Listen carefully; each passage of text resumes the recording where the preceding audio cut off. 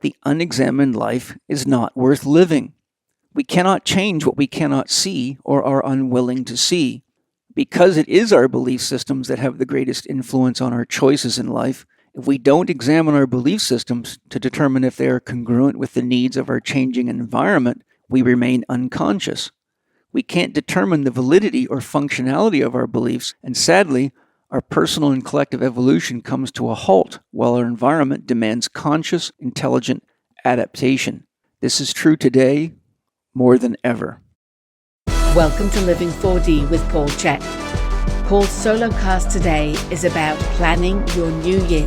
In this episode, Paul discusses the importance of self-reflection and why examining our past year is essential to effectively planning our new year. He shows you how to explore your past year and plan your new year at the level of I, we, and all relationships, and why that is important. Do you have a must-have and a must-not-have list for your new year? If not, Paul will tell you why this is so important to have such a list. He talks about luck and how he defines luck, as well as an effective formula for change and a powerful mindfulness practice to implement change more easily in your life. One of Paul's favorite topics is the unconscious mind, and in this episode he discusses this and ways we can engage our unconscious mind, including the intelligent use of plant medicines. He'll share with you the 10 essential components to effectively identifying your dream for the new year and how to evaluate your past year and plan your new year by looking carefully into the 7 psychophysical themes common to all human beings. Effective goal setting is critical for creating and living your dream for the new year, and Paul will describe techniques for setting goals and manifesting your dream effectively and efficiently. This is a very timely topic, and Paul will talk about why now may be the most important time in the history of man to evaluate your past year, plan your new year, and exemplify honesty, integrity, sovereignty, and freedom to others as you live your dream for the new year. If you enjoyed today's episode, please consider leaving us a 5-star rating and a warm review at the top of the show page on Spotify or at the bottom of the show page if you are listening on Apple Podcast. Your opinions matter, and your ratings help us to grow, help more people to be healthy, find freedom of body and mind, and to live their dreams.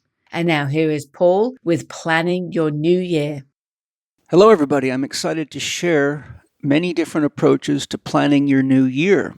In every era, in every land, there's always people caught in chaos while others are creating ways to live their dreams. In this podcast, I'll share methods I've been using for many years in my personal and professional life to consciously evaluate the year just completed and lay the foundation for establishing your dream for the new year. It is my intention to offer you invaluable tools for exploring yourself, your life, your relationships, manifesting your dream, setting goals effectively, and having what you truly want in your life. In this podcast, I will explain with some detail that what we can do for ourselves, we ultimately do as a gift for all we share relationships with and the world as a whole.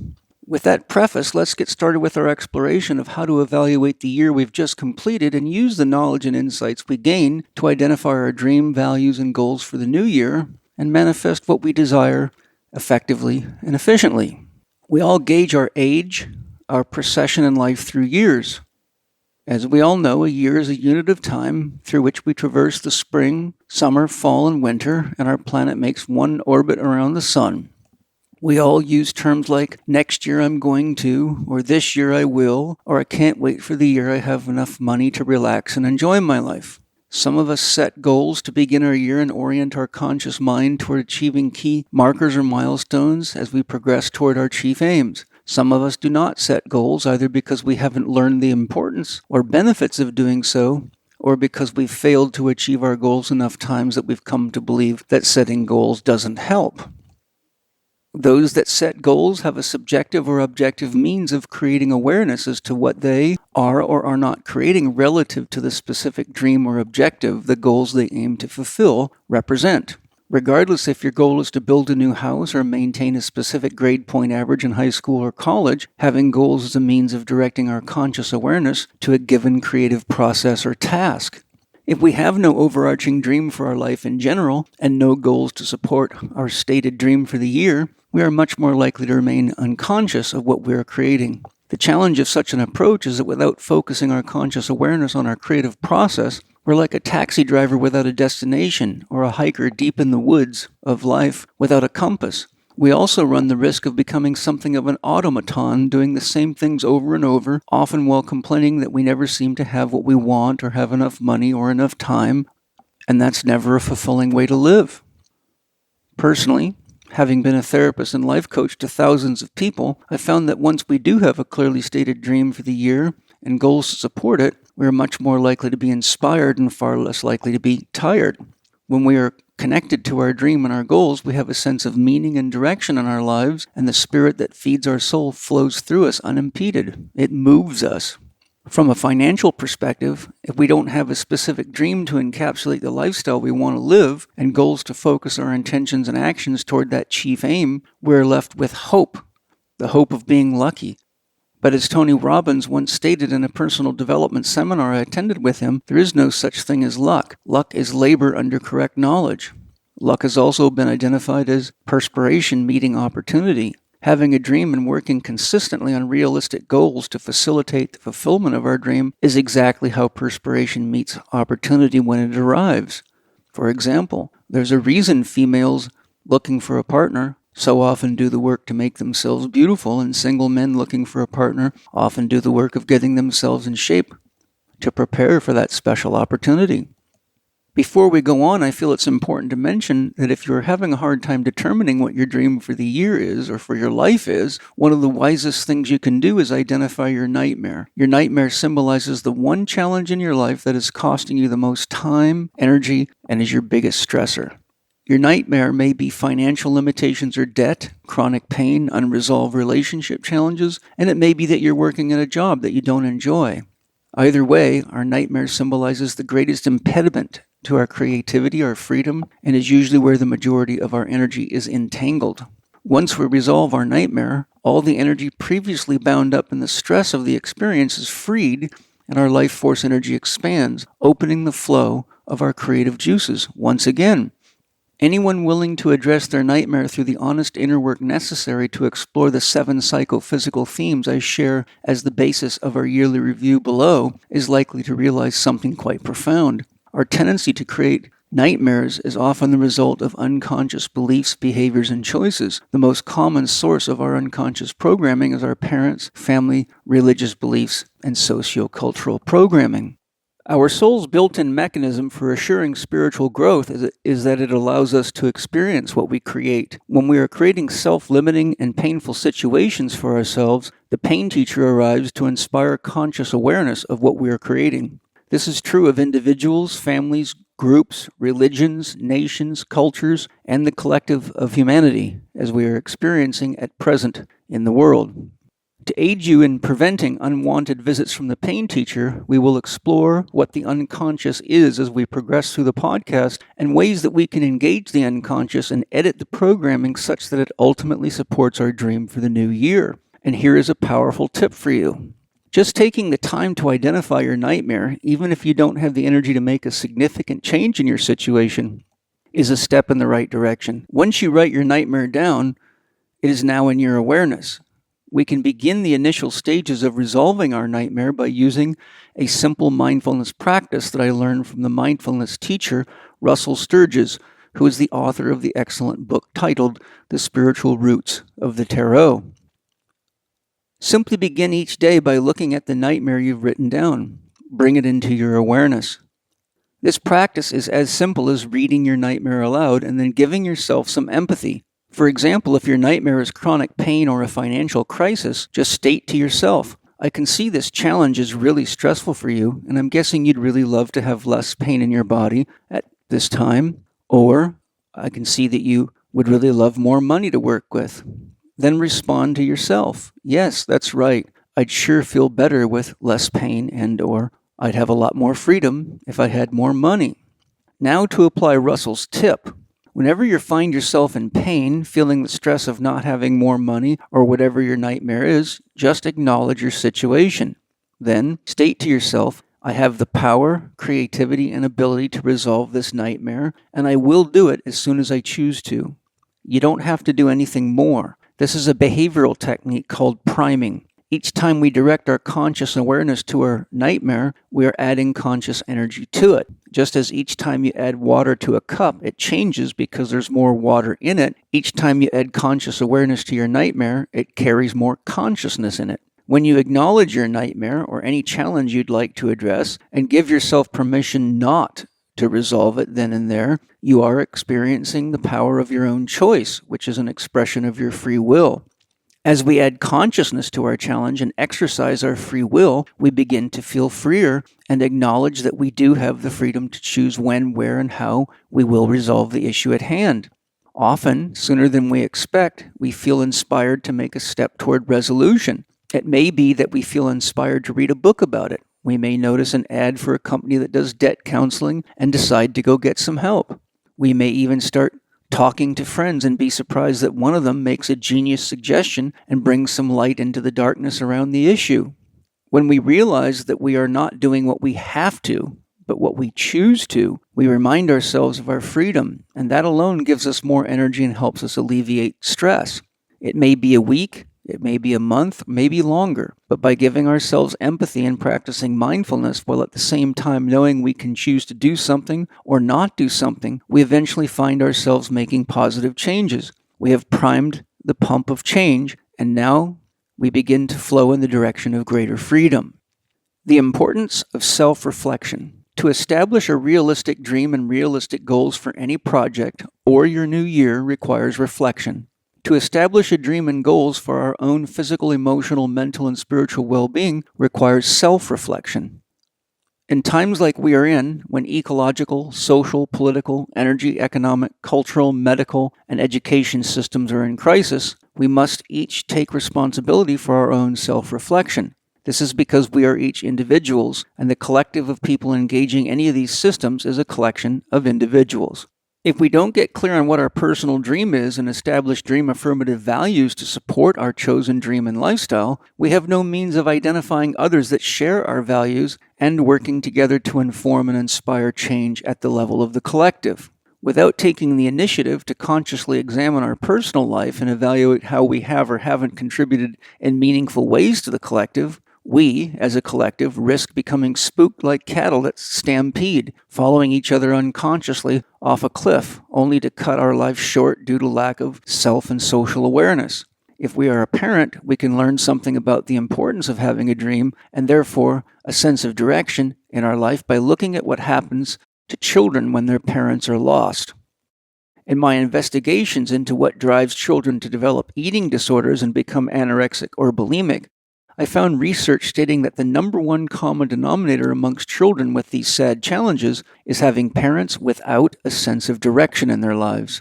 When we don't have a sense of direction in our lives, we are much more prone to stress and fear, and if we parent from stress and fear, we instill stress and fear in our children, which leads to nervousness, anxiety, insecurity, illness, reduced ability to learn and grow, and ultimately to depression, and sadly, finally, suicide. I know this to be true from personal experience in my own family, and it is far better to devote time to get clear on our direction in life than see those that we love break down, often becoming entangled in a medical system that is largely ineffective, very expensive, and often results in people becoming worse, not better. It is the importance of such self-examination that led experts like Carl Jung, James Hillman, and even philosophers such as Socrates to state that the unexamined life is not worth living. We cannot change what we cannot see or are unwilling to see. Because it is our belief systems that have the greatest influence on our choices in life, if we don't examine our belief systems to determine if they are congruent with the needs of our changing environment, we remain unconscious. We can't determine the validity or functionality of our beliefs, and sadly, our personal and collective evolution comes to a halt while our environment demands conscious, intelligent adaptation. This is true today more than ever. We can also lose our sovereignty because there are always people with clearly defined goals for what they want to do with us or to us, usually because we're a profit source to them. There's an old saying that makes this point very clear. If you're not working for your own goals, you can rest assured you are working for your boss's goals.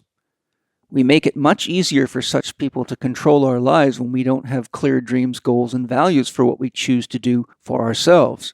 it is very important to keep in mind that your yes has no value until you learn to say no. It is our dream and life affirmative core values that help us differentiate when to say yes or no.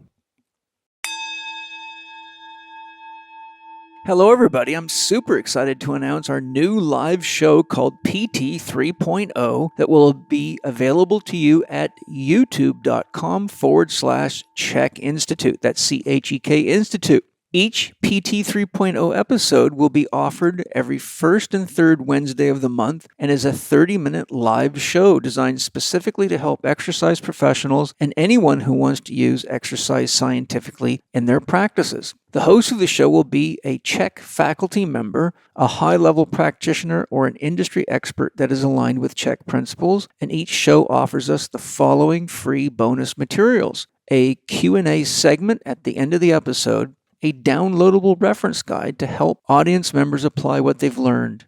We call this PT 3.0 because the purpose of the show is to provide next-generation training to personal trainers and to help them evolve in their practice. PT 3.0 is a web show designed to provide 30 minutes of intense, essential training to personal trainers and strength coaches that will make an instant impact on their business and practice. This is not a webinar or a podcast, but a fully produced online show featuring a live host and high-quality footage of assessments, exercises, stretches, and program design together with Q&A for targeted bite-sized education. Each episode will be highly focused, training, for example, one assessment or one program design technique or one stretch, etc.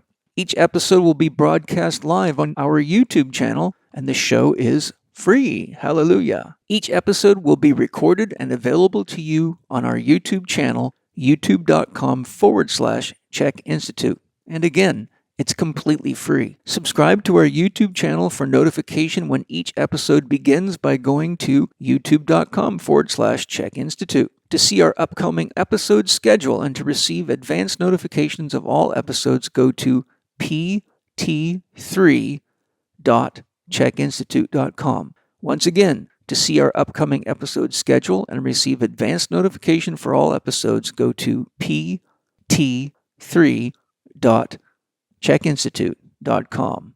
We hope you enjoy this live show. Understanding our unconscious mind. In his teachings on the unconscious mind, Bruce Lipton states that the unconscious mind has about 1 million times the processing power of the conscious ego mind. Carl Jung informs us that if we do not meet our unconscious mind on the inside, it will continue to create the events of our lives, and we will call it fate. In paraphrase, Arnold Paton states in his Universal Principles that if we don't like what is happening in our lives, we should look at what we are choosing unconsciously. Many of us are now exquisitely aware of the dangers of making choices unconsciously when it comes to governmental medical dictates, as COVID taught us all too well. But what are people like Jung and Paton referring to when they use the term unconscious? In a paper titled Jung's Model for the Psyche and Modern Science, Information Theory and the Spectrum of the Psyche by Shelley R. Joy, we learn that early in his work, Jung had come to identify and work with the unconscious, contrasting it with the conscious. Upon closer examination of his model of the unconscious, we find that Jung further subdivides his model into 5 distinct regions or states of the unconscious, which he describes as 1. Everything which I know, but of which I am not at the moment thinking. Everything forgotten is number 2. 3. Everything perceived by my senses, but not noted by my conscious mind. 4. Everything which, involuntary and without paying attention to it, I feel, think, remember, want, and do. And 5. All the future things that are taking shape in me and will sometime come to consciousness. These 5 regions of the unconscious can be recharacterized as 1. Information stored in the human brain, known but currently out of mind, long and short-term memory. 2. Information lost and seemingly irretrievable or forgotten. 3. Information filtered out by the unconscious algorithms, instinctual filters, inherited or habituated or pre-programmed censorship. 4. Noise, mental chatter, random thoughts, ideas, memories, etc. 5. Information still subliminal, undergoing development, growth, gaining energy, dimly apprehended, possible eventually to emerge into consciousness. It is clear that all regions, with the possible exception of number 2, information lost and irretrievably forgotten, are dynamic and somewhat out of our conscious contact and control, although we have learned to modify them in various ways through a variety of conscious psychological practices and mind-altering substances. Some of the psychological practices we commonly use to illuminate our unconscious programming are meditation, any of the inner arts, such as journaling or self-reflection, and recording and analyzing our dreams, paying attention to and writing down our judgments of ourselves and others, and asking ourselves, is it really true? Identifying what it is about others that triggers us, and looking for the unresolved pain, emotions, and biases within ourselves that lead us to project our judgments outward as though it were someone else's fault. Listing all past illnesses and injuries beginning in utero up to the present moment and exploring which of them have and have not been healed and why. This is particularly important when we experience repetitive bouts of the same injuries or illnesses. Looking into our family genetics and common traits of addiction, criminality, fetishes, behavioral traits, losses, insecurities, fears, phobias, and anything that might be unresolved yet expressing itself through our genetic connection to our family tree. Paying attention to which of our relationships are or are not fulfilling and consciously exploring why. Devoting time and energy necessary to listen for and witness how our secret story plays out within us and how it influences our relationship to ourselves, others, and the world. Our secret story is directly related to the myth that we are living consciously or unconsciously. Questioning any beliefs we hold and evaluating any belief system we adhere to. Religions are the most common source of unquestioned beliefs that keep us unconscious of how we may be segregating ourselves and others. Identifying our unmet tasks and exploring why we are avoiding what we know we need to address in our life. Expressing our inner world through art and seeing an art therapist for interpretation. This is the very nature of the experience I offer in my mandala workshops as part of my Rainbow Workshop series, which we offer to begin the new year. If you are interested in attending my New Year's Mandala Workshop this January 20th and 21st, 2023, you can use the link in the show notes and go to the webpage that overviews the workshop and allows you to register, or go to chekinstitute.com/mandala-workshop. That's chekinstitute.com/mandala-workshop. If you would like to register or be notified of our Rainbow Workshops for 2023, you can use the URL in the show note. We can also use archetypes such as the tarot archetypes to allow our unconscious, which is a component of the soul, to inform and guide our daily lives. By finishing our day with reflecting on the archetypes we chose at the start of the day, we can begin to see how the archetypes express themselves in a variety of ways for which we were previously unconscious. When we draw the magician archetype, for example, we will be given an opportunity to see just what kind of magic we're creating with our beliefs, thoughts, and actions, which illuminates the choices we often make unconsciously so we can be more conscious of the magical powers of our thoughts, words, and choices. Though there are many with Christian programming that believe the tarot is devil's work, the greater truth is that remaining unconscious and blaming the problems of one's life on somebody else is the devil's work. People commonly stay unconscious when they are told such things and don't ask, is it really true? And then do the work of investigating for themselves and making up their own mind based on solid evidence versus hearsay. Repeating the same dogma as others without honest investigation is exactly how we invite the pain teacher to awaken us to what we have created and are creating unconsciously. Again, COVID has been a powerful means of demonstrating the dangers of not thinking for oneself and making life-altering and, sadly, life-ending decisions unconsciously. The use of mind-altering substances, such as plant medicines, tends to surge to the forefront in any culture that loses its sense of meaning, its myth, and direction for life. As we've seen in the past, when human beings realized their democracy was an illusion for a dictatorship, racial and sexual inequality was unbearable, and participating in wars like Vietnam and all wars since then was immoral, psychedelic medicines become much more popular as a means of both stress management and to inspire creativity. Due to the multiple complex situations in the world at present, we have entered what is now being called the third psychedelic revolution. But we must be very conscious of how we use mind-altering substance, or the medicine is lost and we become more and more unconscious. Plant medicines disable the default mode network, the system within the brain that generates our ego or a sense of self, allowing unconscious contents to percolate into consciousness so we can shine the light of awareness on self-limiting beliefs and behaviors. The secret with this method is to use plant medicine ceremonially and with conscious intention to learn and grow.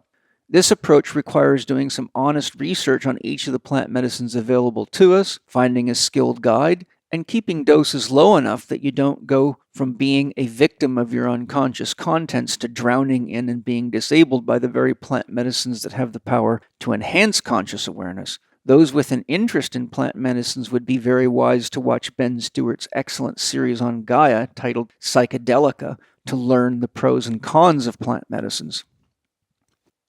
Many of us have dream and life affirmative programs within our unconscious that are helping us create our dreams, achieve our goals, and be healthy contributors to family, friends, society, and culture at large. As long as those habits are congruent with one's New Year's dream, goals, and objectives, they will remain functional, but you will not know until you direct your awareness and attention into your own unconscious process, which is like shining a flashlight into the darkness of one's mind. By using the process I will now share for planning your new year, you will be directly exploring what you have created in the past year and consciously planning your new year. This process will naturally help you see where you may have been acting unconsciously last year, what you created, and how you can create more meaning, love, connection, and freedom in the new year. The I, we, all of New Year's planning. When I look at my year in review, I break my review down into 3 key categories. First, I look at my relationship with myself. Because we can't give what we don't have and we can't love another more than we can love ourselves, it is essential to be very honest regarding how well we have or haven't done in regard to meeting our personal needs. Once I'm clear on what I need to create and give myself for the new year, I'm in a better position to evaluate which of my personal, professional, social, or spiritual relationships are or are not dream affirmative for my new year and can choose to adjust those relationships accordingly. Our relationship with any other constitutes a we relationship. Those that fit within the context of what we may call family, tribe, or our personal social circles are the basis of what we offer the all, which represent our culture and the world at large. We can pretty much rest assured that if what we'd like to offer the all of ourselves isn't working in our relationship with ourselves or among those that we hold close, it's not going to be medicine or inspiration for the world. Your must-have and must-not-have list. One of the most important steps in evaluating your past year and planning your new year is to dedicate a page or two to the creation of a list that has 2 key headings. On the left, we place must-have. On the right, we have the heading must-not-have. The very act of honestly looking at what we must have and must not have if we are to effectively create our dream for the new year and accomplish our goals will shine a light into our unconscious mind. We will want to have a must and must not have list for each of the levels of our investigation, which is our I, we, and all levels of exploration. With that in mind, let's begin our I level investigation so we can begin planning our new year effectively. Exploring your personal wants and needs for the new year. My suggestion for your first step before engaging your review of last year is to spend time getting as clear as you can on what you want for your personal, professional, and spiritual dream for the new year is. Once you have a specific dream for your personal life, professional life, and spiritual growth that all combine to produce your overarching dream for your new year, then you're ready to review last year. One way to get clear on your dream is to look at each of the categories of your life that we will be exploring here. It just happens that these key aspects of a dream are also the same ones I use to help people find their legacy. Your legacy is your overarching dream for your life. Exploring the essential components of a dream will help you define what you want to disengage from and what is important to you at this time in your life. If you already know your overarching dream for the new year, that's great too. You can use the categories below to fine-tune your dream. It is important to keep in mind that whenever we do what we do for money or things, all we get is money and things are never effective replacements for love. When you do what you love to do in life with people that you love and respect, you're making love all day long, and a labor of love is sustainable, but labor for money and stuff isn't. If you are finding it challenging to shift to making your dream your vocation due to financial, education, or other constraints, I suggest you listen to my podcast titled Evolve Your Career, which is episode 26, in which I show you how to make a progressive transformation from the kind of work or vocation that maybe you're not happy with to one that allows you to make love every day. Hi everybody, my family and I love Organifi's green juices. You can get your green juice in two excellent flavors, crisp apple and original mint. Not only are these products made with certified organic ingredients to support your family's nutritional needs, they each have some unique benefits. Your green juice crisp apple eases stress with an effective dose of 600 milligrams of ashwagandha per serving, helps reduce cortisol spikes that increase snacking urges and aids keeping your blood sugar balanced. Why snack on inferior foods that lack nutrition and often lead to blood sugar spikes followed by blood sugar crashes when Organifi's green juices are super healthy, taste great, and are as quick to make as opening the package and adding water. Your green juice crisp apple is made from fresh apples picked right off the branch and are packed with micronutrients to support your body's needs. Green juice original mint contains ashwagandha, chlorella, and spirulina. Reset your body every morning with 11 detoxifying superfoods. You'll love the delicious taste and your body will feel strong and stable with all the micronutrients in each serving. Green juice original mint promotes balanced cortisol and stress levels, perfect for weight management, and helps rid the body of harmful toxins. Personally, I'm super grateful that Organifi makes such excellent, easy-to-use drinks and foods that keep us energized, healthy, and clean inside while decreasing the urge to crave on inferior snack foods. My kids love both flavors, and I love knowing that we can all be healthy together with Organifi's excellent crisp apple and original mint green juices. These products are excellent for work, on the road, sharing with friends, and anytime you need a nutritious boost that tastes good. To get your crisp apple and original mint green juices, go to organifi.com/Chek20. That's Organifi.com/Chek20. Save 20% on your purchase using the code CHEK20, all caps, on checkout. Don't worry if you forget your Living 4D discount code because you'll see it right there on the landing page. Enjoy Organifi's excellent green juices. In my PPS Success Mastery Program, Lesson 1, How to Find and Live Your Legacy, I offer the following 10 key components of effective dreaming to help you bring awareness to the most important aspects of establishing your New Year's dream. Number 1, the dream itself. Being clear on what our dream goals or objectives are is essential if we are to use our capacity for manifestation effectively. We will look at the issues of effective manifestation later in the podcast. Qualify your dream. Though the concept of dreaming big is a good one, we want to avoid BSing ourselves or inflating ourselves, or we risk creating a dream that isn't realistically achievable. Our heart or soul is always grounded in reality because it is within the field of reality that human life exists. It is never our soul that is misguided. It is our programmed ego mind that risks mistaking life for a virtual reality akin to yet another video game. As my friend and spiritual teacher Paul Levy says, human beings are very good at deceiving themselves, a process which he attributes to Wetiko, a virus of the mind. Paul and I engage a deep exploration of the reality of Wetiko in episode 181, The Mind Virus That Is Killing Us All. You may also enjoy my first interview with Paul on his mind-blowing book, Quantum Revelation, which is episode 131. As you engage the process of identifying your dream for the new year, exploring the remaining 9 categories of effective dream creation below, it is important to qualify what you desire in each of these categories. Here are some essential questions we can ask ourselves as a means of qualifying our dream. Is it realistically achievable within the time frame in which I choose to create it? Are there people that share my dream and are in harmony with the values that support it? Is what I choose to achieve this year greater than 50% beyond what I've previously achieved? If it is, it's better to stage your dream achievement with realistically achievable goals, which I will touch on as we progress through this podcast.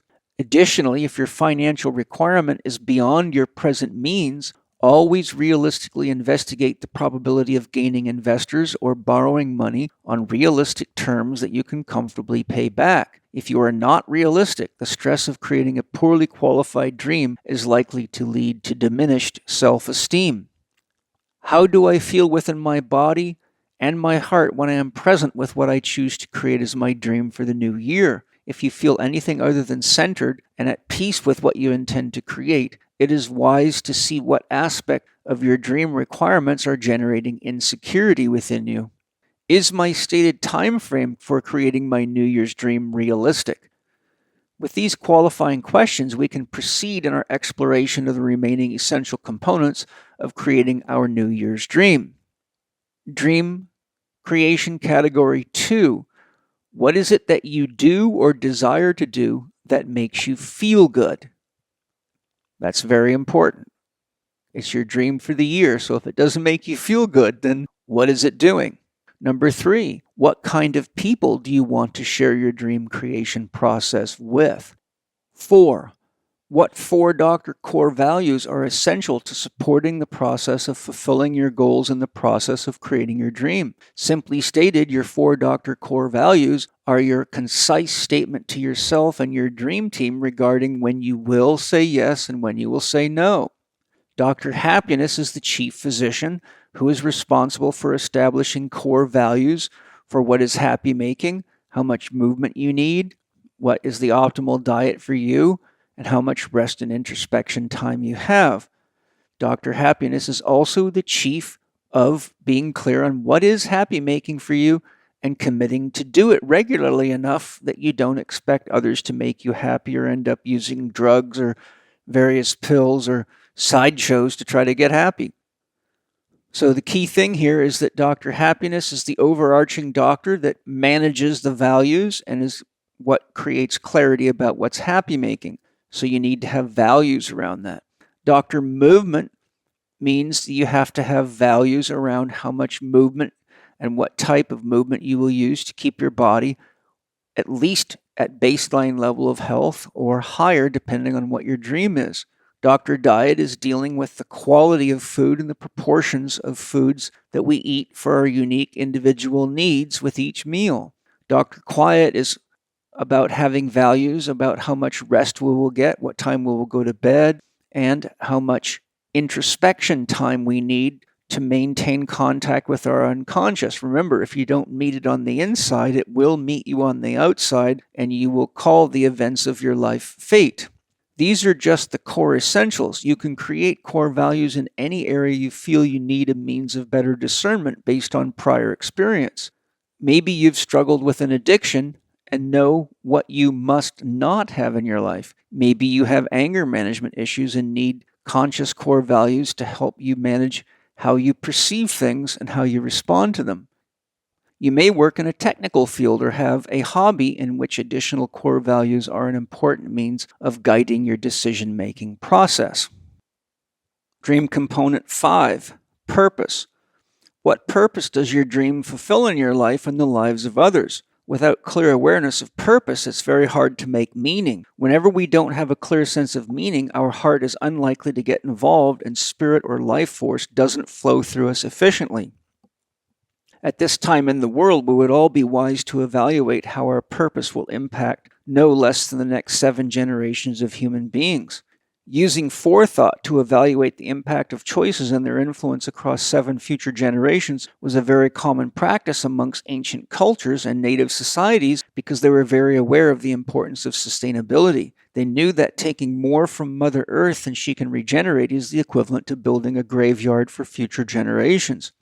I have seen the issues of purpose produce blinders to the long-term consequences of future generations, most commonly when one's purpose is isolated to making money without consideration of the sacrifices being made by others or nature to allow financial abundance. For example, I've had a number of clients and students over the years that made a tremendous amount of money investing in dangerous medical drugs, the military-industrial complex, or products like Red Bull and Monster. Today, many invest in various social media corporations, apps, and the metaverse.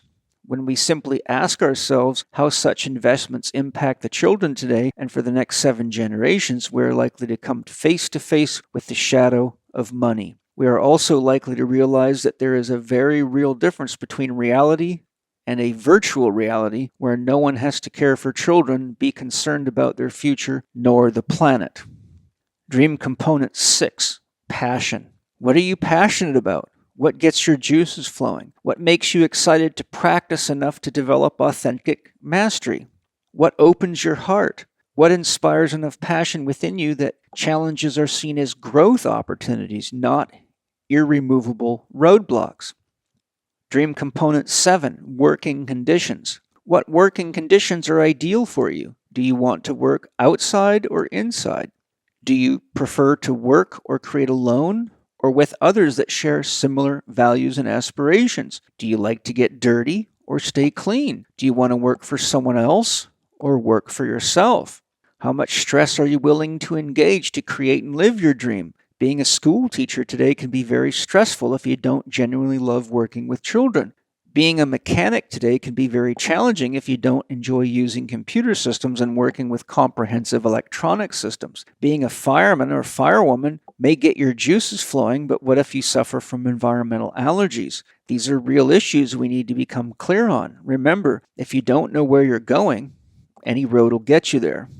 Dream component 8, geography. Where do you want to be in the world? Your dream may be to teach surfing on the Gold Coast of Australia, but do you want to be subject to living in a digital prison? Do you want to be out in the wilderness in an isolated location, in a small town, or in a city? If you want to be in a city, it would be very wise to investigate how far along that city is to becoming a smart city. Do you want to be somewhere where your every move and your every meal and your every sniffle, your every communication is monitored and there are weaponized streetlights designed to disable you if you don't conform to the World Economic Forum's rules and constraints? These are extremely important questions to ask as you work to identify your dream, for without careful investigation into these issues, your dream may turn out to be an unsuspected nightmare. Since many people today are too unconscious or ill-informed to even ponder such issues, it is very important for us all to be conscious dreamers and to keep the dream board healthy so it is moral, ethical, and safe for at least 7 generations of our children. Dream component 9, income.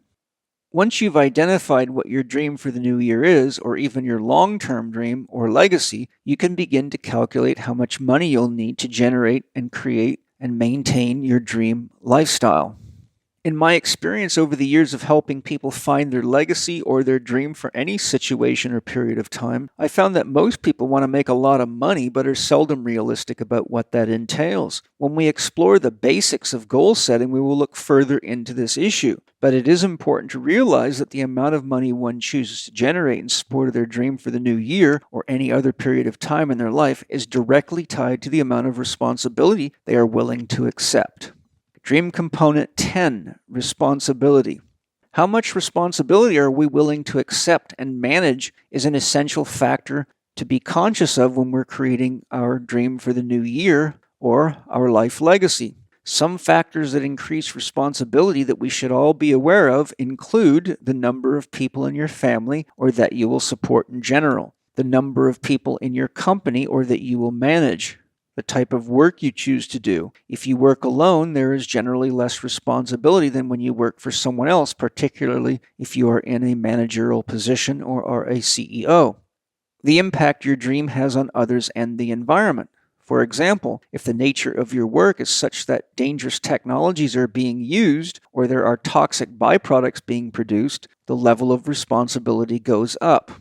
The more money you generate, the more responsibility there is in investing it, using it in ethical and moral ways, and protecting your investments. Additionally, in most instances, the greater the income, the greater the responsibility. A CEO generally makes more than anyone else in a corporation, but shoulders the most responsibility. Now that you are aware of the 10 essential components of a dream for your new year, it's important to take your time and explore each of them while staying connected to your heart. There may be key components that you need to gather more information on to get clear. If that's the case, you can work on the other components of your New Year's dream that you feel equipped to address at present. As you gather the information you need to get more clear, you can progressively conclude your dream identification process. Hi everybody, I'm sure you've all heard of the benefits of bone broth, but I bet you don't know about bone broth protein powder. I found an awesome bone broth protein powder with Paleo Valley, and I asked Autumn Smith if she'd explain why hers is so good from Paleo Valley. Well, like you said, collagen is basically the fountain of youth, and most of us are not getting enough of it in our diet because maybe we don't have time to simmer bones on a regular basis. And so we created our powder to make getting the benefits of collagen for your joint health, for your gut health, for your mental health really, really simple. And we sourced it from 100% grass-fed and grass-finished bones. So it is a beef bone broth protein powder that you can literally put in everything. It's tasteless. I add it to my son's smoothies. I put it into his desserts. You can even put it in soup and get all the benefits of collagen without all of the time and energy and investment. So all you have to do to check it out is go to our website at paleovalley.com. That's PALEOVALLEY.com. And you can use the code CHEK15. That's lowercase CHEK 15 at checkout. And I hope your family loves it. I know you'll love it. Keep your body healthy, keep your kids healthy, and let's make the world a better place with Paleo Valley. Enjoy. The we all approach to planning your new year. As shared above, our yearly review is essential to identifying our New Year's dream and planning our new year. We will now explore how to evaluate last year and use that information to heighten awareness as to what is important to include in your New Year's dream and the values and goals that will support it.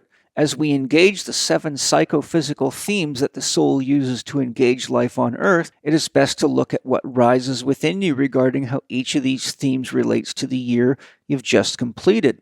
This helps you identify what you'd like to put on your must or must not have list. With this clarity, you can plan your new year such that you choose to create harmony with your overarching personal, professional, and spiritual dreams for the new year. Eye-level assessment of last year and planning our new year. Our eye-level assessment relates specifically to our personal experiences, needs, and wants, and relationships. The 7 key psychophysical themes we all engage that are essential to our life process. Number 1, safety and security. Look carefully at how you did or didn't create safety and security within yourself in the past year. Though we tend to correlate our level of income to our ability to create safety and security in our lives, this is only one area we need to explore. Additional areas we should consider are the health of our body and mind, how safe and secure we feel in relationship with ourselves on an intimate, emotional, mental, and spiritual level. Am I experiencing challenges in my personal, professional, religious, spiritual, or social relationships that seem to repeat themselves? For example, do people inform me that I'm being needy or draining when disengaging from me? It is important to look for patterns within us that are ultimately our responsibility to address, or we will keep carrying them forward into we and all-level relationships. Have I accepted the responsibility for generating the income to meet my core survival needs, live the lifestyle I want to live, and not depend on others to give me what I should be giving myself? Am I dependent upon government handouts to compensate for my lack of creativity and/or initiative? What areas can I be proud of myself for healthy maintenance of my safety and security needs and celebrate my accomplishments? Additionally, each of the 6 remaining categories of psychophysical needs represent areas we can explore our safety and security. Just look at each of the remaining 6 categories and ask yourself, am I safe and secure in this regard? Level 2, sex identity, sexuality, and life force energy.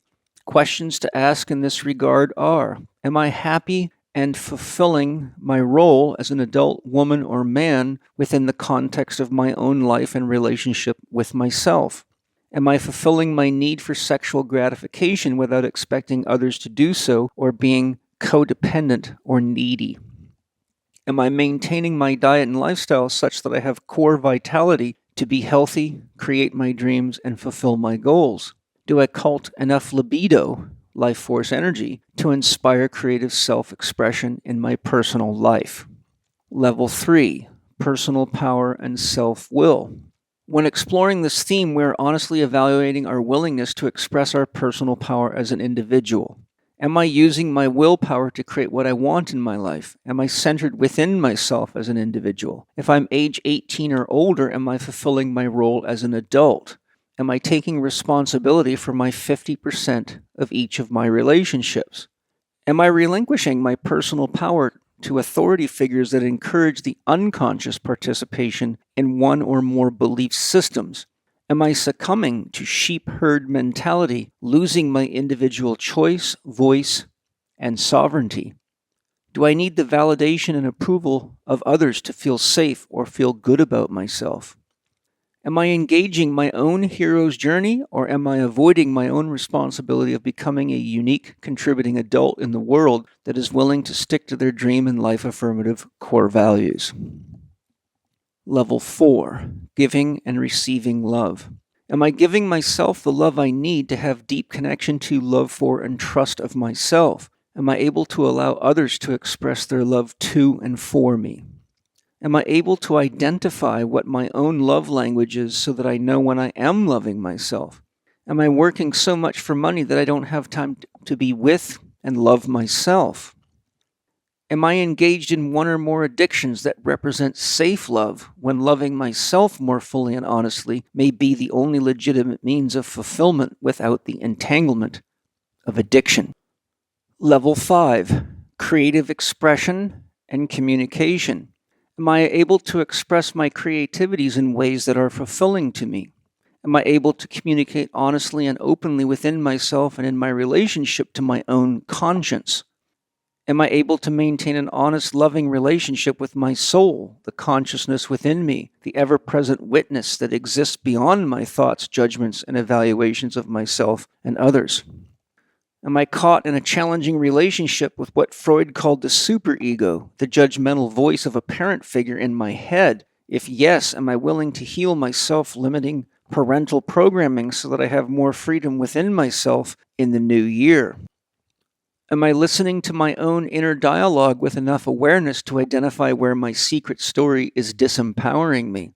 Am I listening to others with the intention of hearing what they are authentically expressing?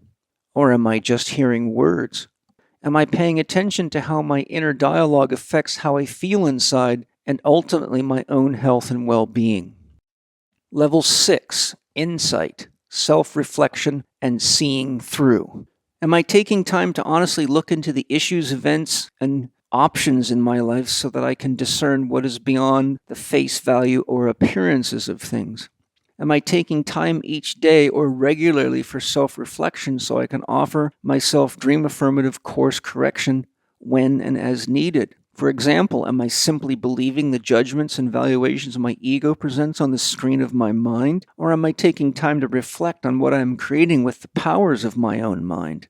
Am I connecting to my heart and soul for guidance that is beyond the judging ego?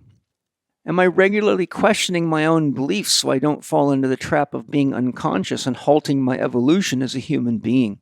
Am I relinquishing my responsibility for my own mind by subscribing to a belief system? Am I willing to get quiet enough and honest enough with myself to see through my own self-generated stories? Can I identify and modify any storylines that are disempowering my ability to live my dream and create dream-affirmative goals and fulfill my obligation to myself? Level 7 investigation, intuition, highest power, and fear of death. Intuition. As Jung identified, there are 4 essential functions to consciousness, which are thinking, feeling, sensation, and intuition. What is unique about intuition is that it provides information that thinking, feeling, and sensation cannot provide. Because of this fact, if we don't take the time necessary each day to calm and center ourselves and quiet our minds so that it is receptive to intuitive insight, we run the risk of making decisions with incomplete information. Some decisions may be critical, such as to be or not be vaccinated. We've all seen at this point how dangerous it is to make decisions with incomplete information or being led by a belief system that encourages us to choose unconsciously. The same degree of commitment to using all of our faculties of consciousness extends itself to key financial decisions, investments, choice of job or vocation, which partners to select in intimate relationships or business relationships, what education path to take and what educators are authentic, or where we should send our children to school, and many more important decisions. Highest power.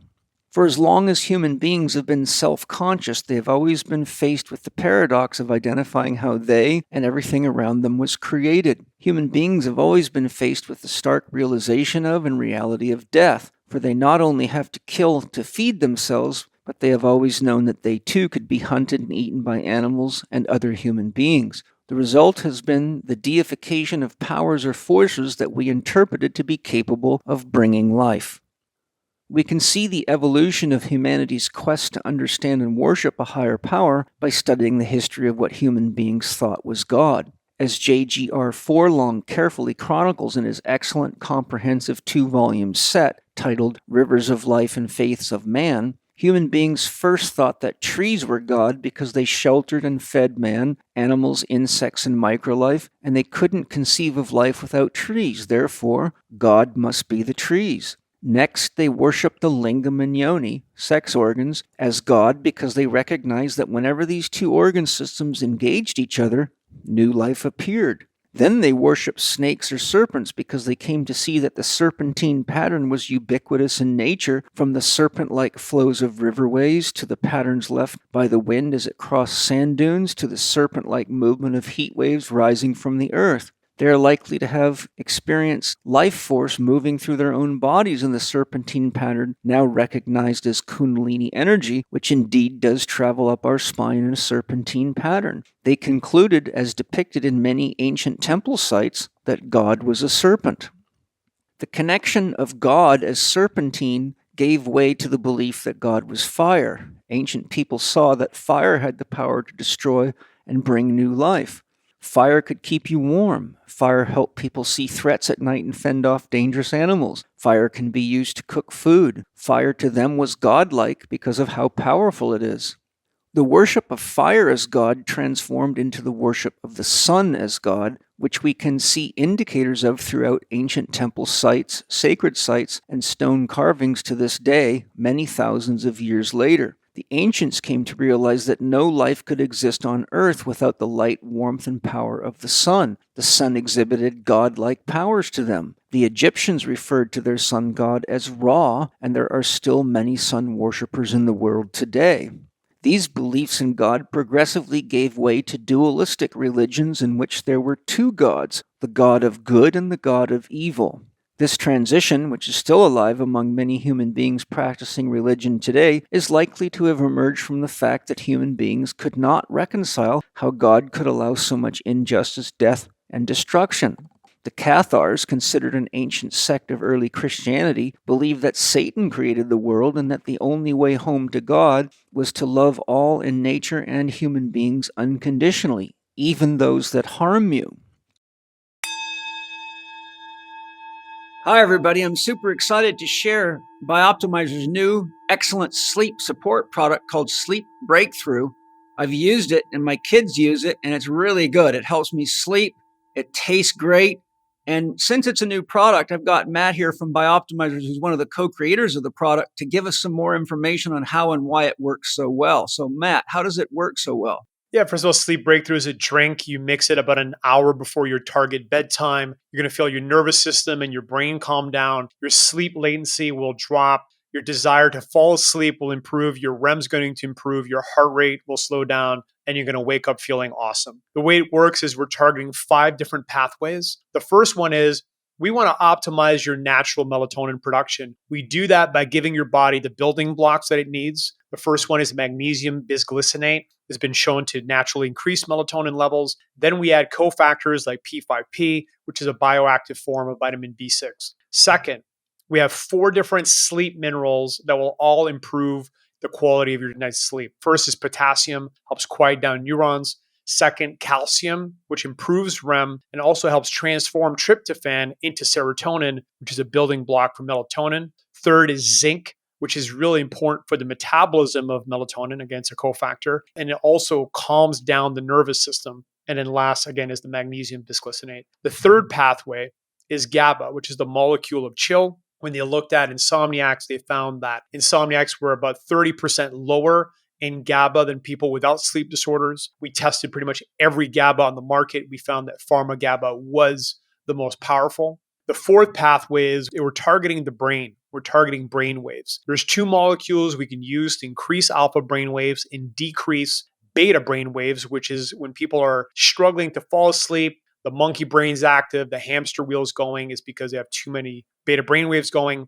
L-theanine and pharma GABA increase alpha brain waves. And the last thing is glycine. Using 3 grams of glycine, which helps lower body temperature. It promotes faster sleep onset, extends REM. And my favorite part about it is if there's a night where you don't get enough sleep, you'll actually wake up feeling better and more refreshed the next day. That's awesome.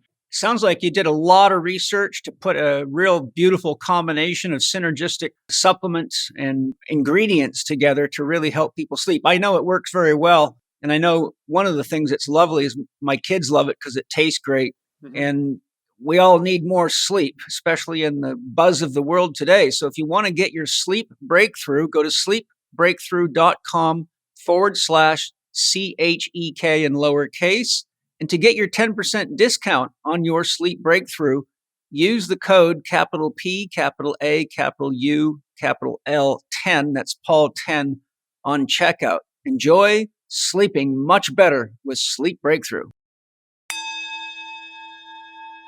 While the worship of a dualistic conception of God continues today, some transcend dualistic notions of God, creating what we now conceptualize as monotheism, or the belief that there is ultimately one God. This belief, though espoused by many, has not alleviated the penetrating questions and concerns for God's allowance of evil in the world. Sages in some sects of Hinduism address this core challenge by introducing the concept of Maya, which means the grand illusion. With their interest in aligning their consciousness only to source, they disengage from battles between good and evil while seeking to transcend such illusions. It is essential that we all understand that our conceptions of God, or whatever we consciously or unconsciously deem our highest power, has the greatest overall influence on our psyche and all the beliefs we harbor. It is our beliefs in our highest power that most influence how we relate to ourselves, others, and the world, and what we believe will happen to us when we die. The most dangerous thing we can do in this regard is simply believe. When we believe, we stop asking questions and exploring. We stop looking for a higher truth, and we become susceptible to isolating and segregating others that have differing or conflicting beliefs, which always leads to inner and outer turmoil in our lives. This is exactly why it is said that you can always tell who your God is because he hates the same people you do. Today, we are in the throes of scientific materialism, the lead proponents of this mindset presenting themselves as the World Economic Forum. Their leaders state blatantly that there is no such thing as a soul and that God is a story for children. To them, human beings are simply hackable animals to be exploited and totally controlled by advanced technology. Where the World Economic Forum's proponents' short-sightedness emerges is in their oversight of the fact that before something can be rejected, God and the soul, it must first be real. How scientific materialists engage the world reflects their highest power, which is technology, power, control, and the belief that if something can't be weighed and measured, it's not real. Belief in such a highest power puts love in the same elusive category as God and the soul, leaving human beings, animals, and the whole of nature to be classified merely as objects. It takes a real adult act of spiritual courage to honestly evaluate our beliefs in our highest power and continue to ask ourselves, is it really true? It takes a lot of spiritual courage to look within ourselves to identify how our belief in our highest power is influencing our relationship with ourselves, others, and the world at large. This year may be the most important year ever to honestly evaluate the influence your conscious or unconscious highest power has over the way you experience yourself, others, and the world. Fear of death.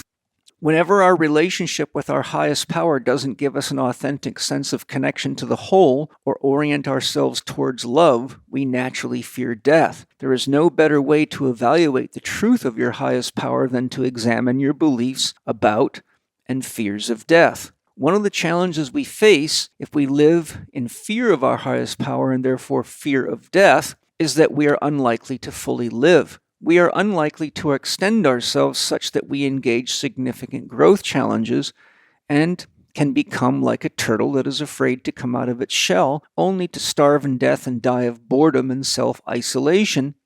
Playing it safe turns out to be not so safe.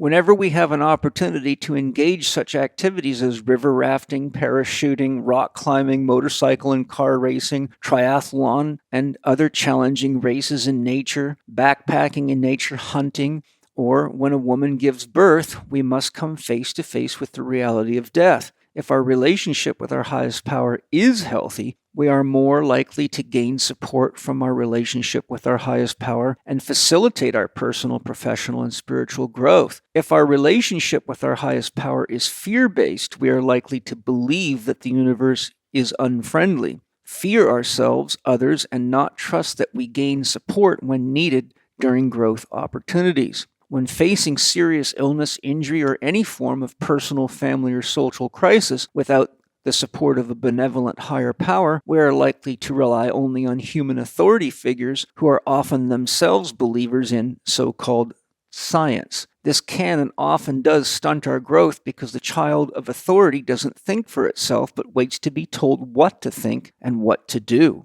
Again, we've all seen just how this played out during the COVID pandemic. Those with the highest power, that is love and life affirmative, use this inspiration to seek real science and make well-informed decisions that reflect their highest power, choosing what for them is life affirmative.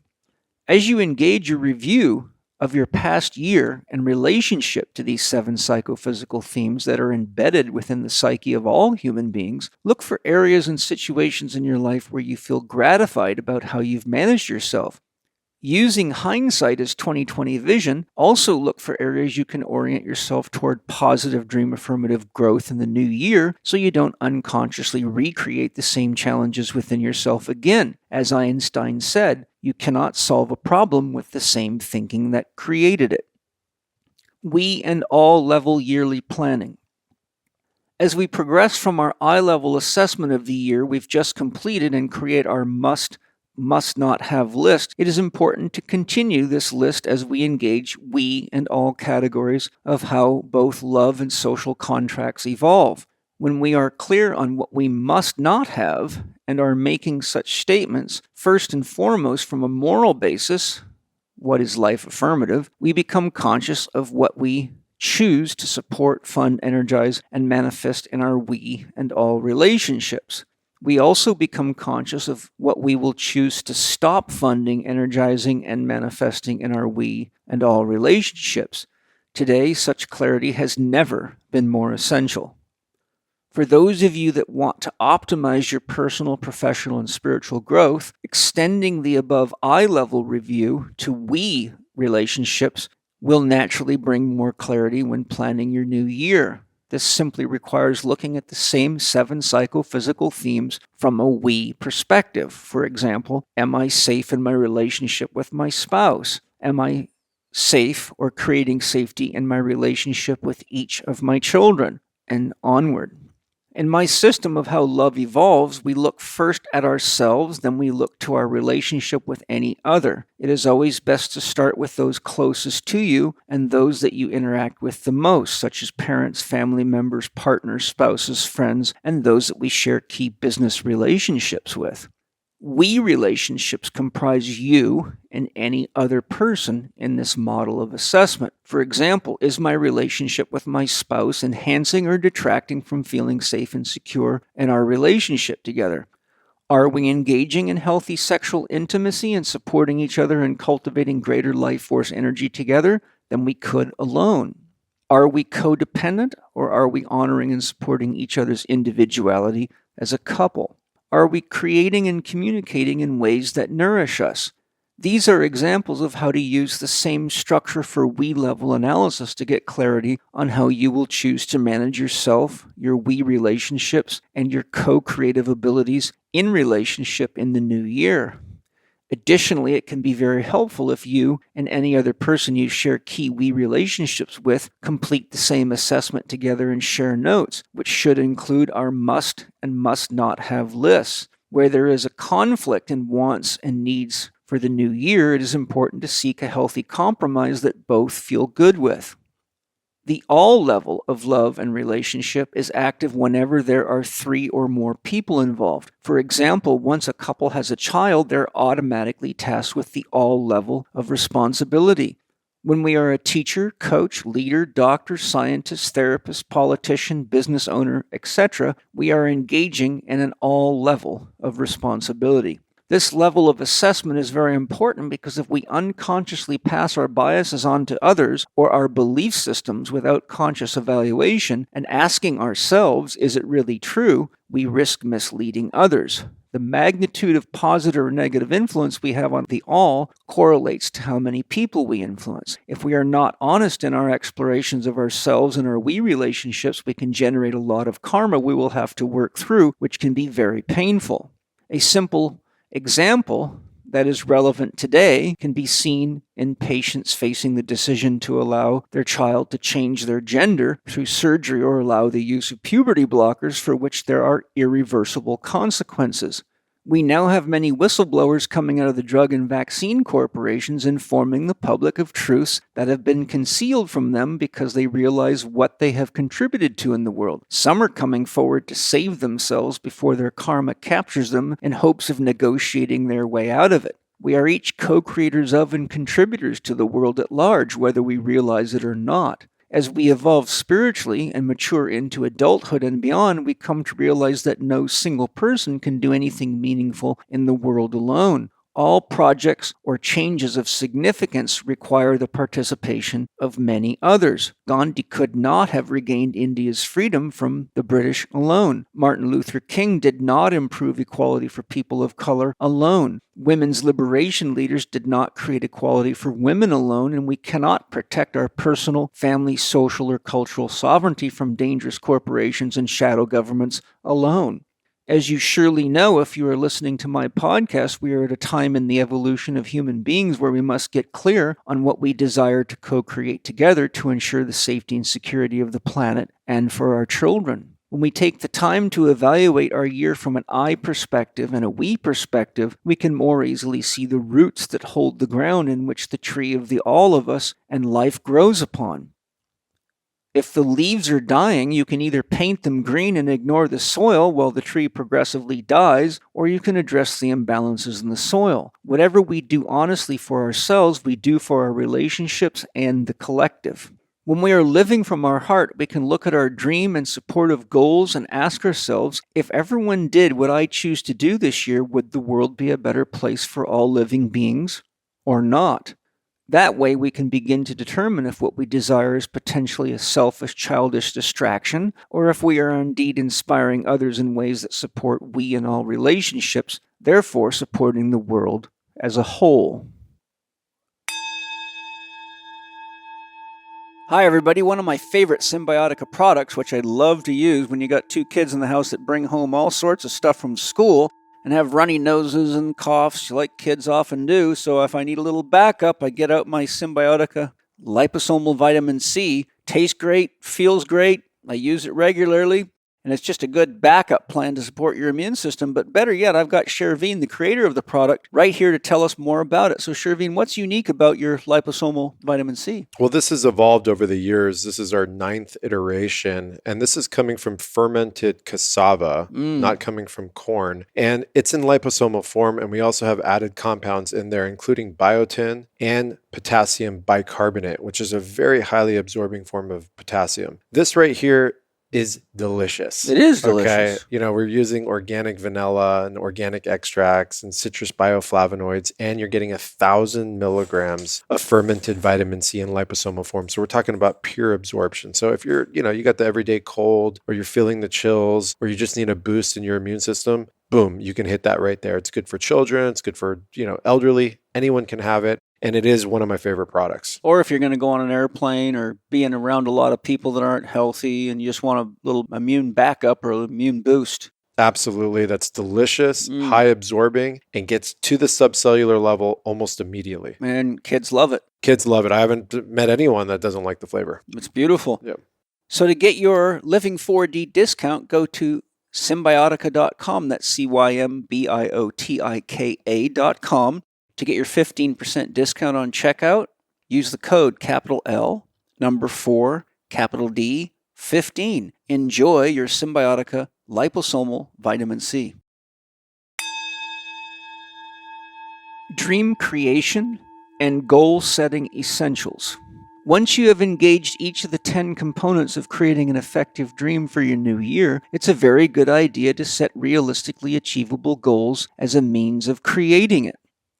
Whenever we are setting goals, we always need to consider our time, energy, willingness to execute, finances, and resource availability so we don't set goals we're unlikely to achieve. In my online PPS Success Mastery Program Lesson 3, Goal Setting, I share the following simple approaches to SMART goal setting.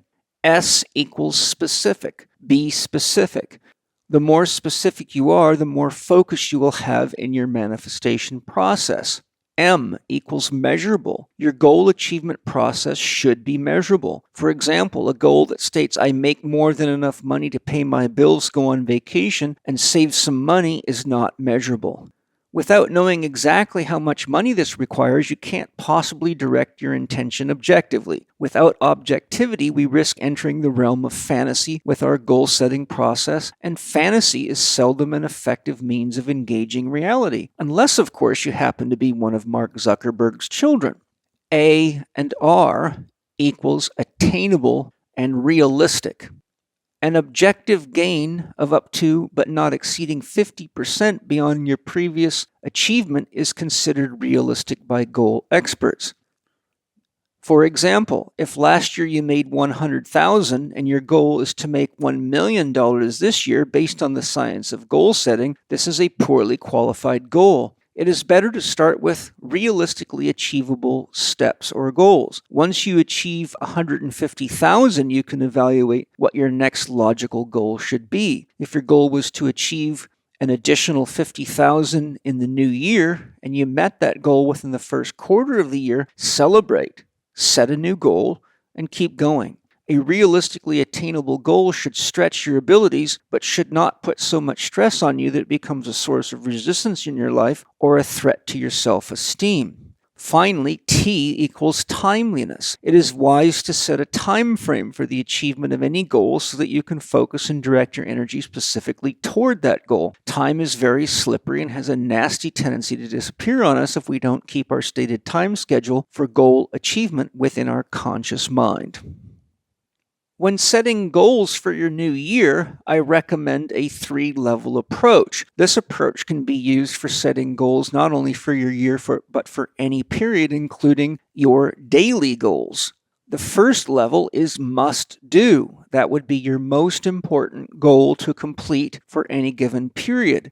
Only if you have completed that or for some reason cannot do that do you go to level 2, which is should do. So your should-do goals are what you do after you achieve your must-do goal. And finally, you have your would-like-to-do goal. Now, just to be clear, I don't recommend using more than 3 goals for any given day or task because the more goals you have, the more likely you are to be overwhelmed by it and not do it. Now, you can set 5, 6, 7, 8 if you want, but your working structure should be must do, should do, would like to do, so that you're very clear on how to invest your energy intelligently and not overwhelm yourself and end up just going around in circles.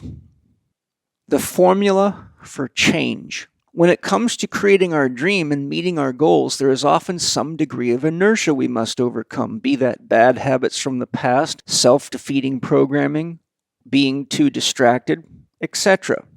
I once took a business development seminar from Australian millionaire Brad Sugar. In that seminar, he offered his formula for change, which is, when the desire for change is greater than the resistance to change, change happens. Whenever you use the principles of identifying your dream for the new year and smart goal setting, as I've shared here, you are much more likely to experience alignment of your body, heart, mind, and soul, and find your values harmonizing with your dream. When you operate from a place of honesty and willingness to learn, grow, and become more for yourself, others, and the world, you are likely to be unstoppable. How to manifest your dream effectively. Now that we've taken the time together to explore how to honestly evaluate our past year and explore the 10 components of a dream for your new year, as well as getting clear on what you must and must not have if we are to live in harmony, let's explore ways to optimize dream creation and the goal completion process. Once you've identified the 10 components of your dream, evaluated your past year, and become clear on your New Year's needs from the perspective of the 7 psychophysical themes we covered, and become clear regarding your we and all relationship needs and offerings, we can streamline your findings for efficient manifestation. To start with, look over your 10 dream components and choose a symbol that you feel encapsulates what you desire for each of the 10 components. For example, when looking at the people you would like to work with, choosing a heart to symbolize the feelings you choose to have while working with others may be ideal. You may choose a dollar symbol or a gold coin to capture your financial interests for your dream and your goals. As you choose your symbols for each of the areas of importance to you, be it any or all of the 10 dream components, each or all your stated core values for the year, or any or all of the psychophysical themes we explored, you can also choose key words or short phrases to encapsulate your overall process. For example, if you've been feeling trapped in one or more relationships, your key word may be freedom and your symbol may be a bird. Once you've chosen your symbols or key words or short phrases, I recommend getting some cardstock or heavier watercolor paper to use as a master sheet for guiding your intention and energies each day to facilitate manifestation and keep you focused. This diagram will serve as your dream compass. Label your diagram with the name of your New Year's dream at the top. Then list your chosen symbols, words, or short phrases for each of the dream components below the title. If there are any short inspirational messages you'd like to leave yourself, write them down where appropriate. Next, summarize your 4 Dr. Core values into clear, succinct statements. Below that, put any inspirational notes regarding any of the areas you have decided to manifest that relate to your eye-level investigation of your 7 psychophysical themes. Be sure not to state what you don't want. Only write positive affirmation of what you have chosen to create as though you already have what you choose in your life. For example, it would not be a good idea to state you would like X thousands of dollars of additional income in 23, but state, I am grateful for the $50,000 increase in personal abundance I am enjoying in 2023. Of course, you can put your own number into your statement. Do the same thing for your we and all level goals for the new year. If you are artistically inspired, it's a very good idea to do a mandala or a piece of art to encapsulate your whole process that carries your energies and intentions as a symbolic affirmation of your new year. Once you complete this process, I recommend putting this special summary card where you can begin each day and end each day by harmonizing your body, mind, and soul to your chosen truth for the new year each morning and evening before going to bed. To maximize your powers of manifestation, use the following steps. Have clear intention. If you don't believe in God, then your prime source would have to be that which creates the universe. From a scientific perspective, that would be pure potential. If you do believe in God, then the highest form of any God is unconditional love, which always represents pure potential. The only numerical value there is for pure potential is 0. Therefore, whenever you have a clear dream or goal, you put pure potential or 0 in tension, which is what causes the flow of energy and information, or spirit, into manifestation. To maximize our powers of manifestation, 1, we must clearly visualize our intention as we state our dream, core values, and goals in positive affirmation. 2, we must have trust in and faith in our own soul's ability to support us. Knowing that what we choose to manifest enhances our lives and the lives of others will allow us to feel gratitude for what we choose to co-create with our highest potential. 3, we must build a strong desire, creating the magnetic force of the heart that draws our intention into being or embodiment within our life. Magnetizing our heart to our dream, values, and goals magnetizes us to others that resonate with us, and that helps us build our dream team for the year. 4, we must exercise the will to manifest our dream and achieve our goals each day. As the Quakers say, pray and move your feet.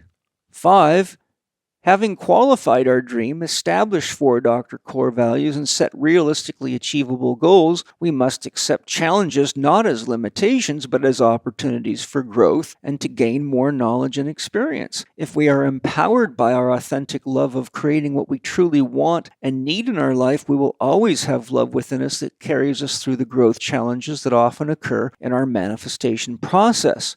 It is important to keep in mind that often we haven't fully explored our shadow, become aware of, or transformed past programming within our unconscious mind.